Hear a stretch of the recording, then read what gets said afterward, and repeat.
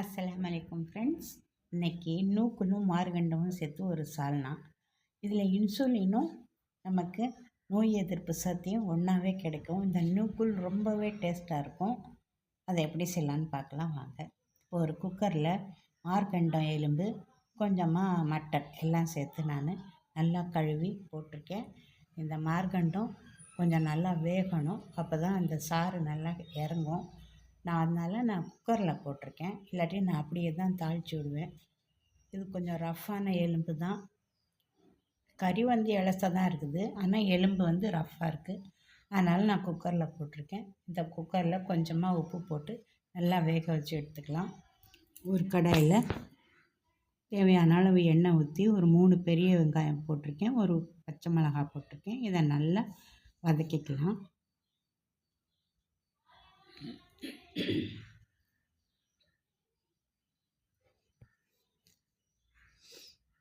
நல்லா சாஃப்டாகிற வரைக்கும் வதக்கி விட்டுக்கலாம்.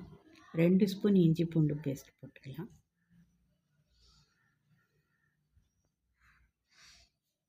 போட்டு இதையும் நல்லா சேர்த்து வதக்கிக்கோங்க.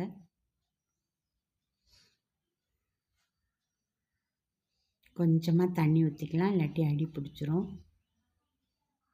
இஞ்சி பூண்டு பச்சை வாசனை போனதும் நம்ம இதில் மஞ்சள்தூள் போட்டுக்கலாம். தேவையான அளவு உப்பு சேர்த்துக்கலாம். 2 ஸ்பூன் மிளகாய் பொடி சேர்த்துக்கலாம்.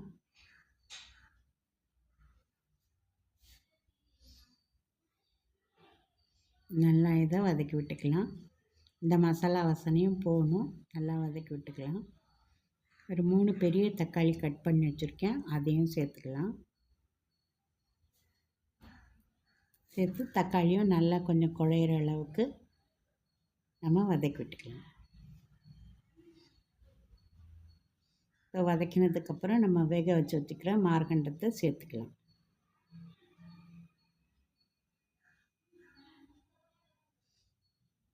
நல்லா இதை கலந்து விட்டுறலாம்.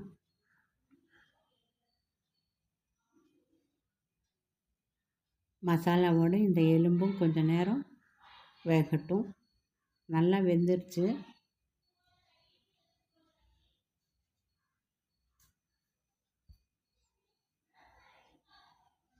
இப்போ நம்ம நூக்கில் நல்லா வெட்டி கழுவி வச்சுருக்கேன், மெலிசாக வெட்டியிருக்கேன். இதை சேர்த்துக்கலாம். பாருங்கள், இதே மாதிரி சேர்த்துக்கலாம். நூக்குல் ரொம்ப ரொம்ப நல்லாயிருக்கும். எல்லாமே செய்யலாம், கூட்டு செய்யலாம், பொரியல் செய்யலாம், சாம்பார் பிரமாதமாக இருக்கும். எப்படியும் இதை நூக்குல் நமக்கு உடம்புக்கு ரொம்ப ரொம்ப நல்லது. இதையே நல்லா கலந்து விட்டுக்கலாம். இப்போ நூக்குல் வேகிறதுக்கு தான் கொஞ்சம் நேரம் ஆகும். இதை குக்கரில் கூட வேக வைக்கலாம், ஆனால் அவ்வளோ டேஸ்ட் வராது. நம்ம இப்படியே வேக வச்சா தான் நல்ல டேஸ்ட்டாக இருக்கும்.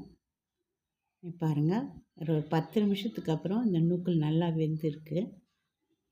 இப்போ நான் ஒரு அரை முடி தேங்காய் அரைச்சி வச்சுருக்கேன், அதை சேர்த்துக்கலாம்.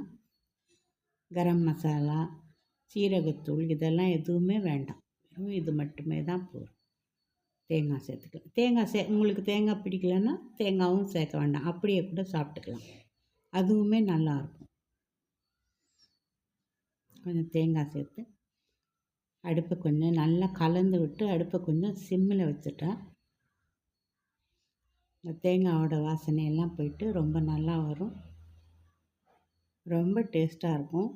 இந்த நூக்குல் குழம்பு நீங்களும் ஒரு வாட்டி செஞ்சு பாருங்கள் ஃப்ரெண்ட்ஸ்.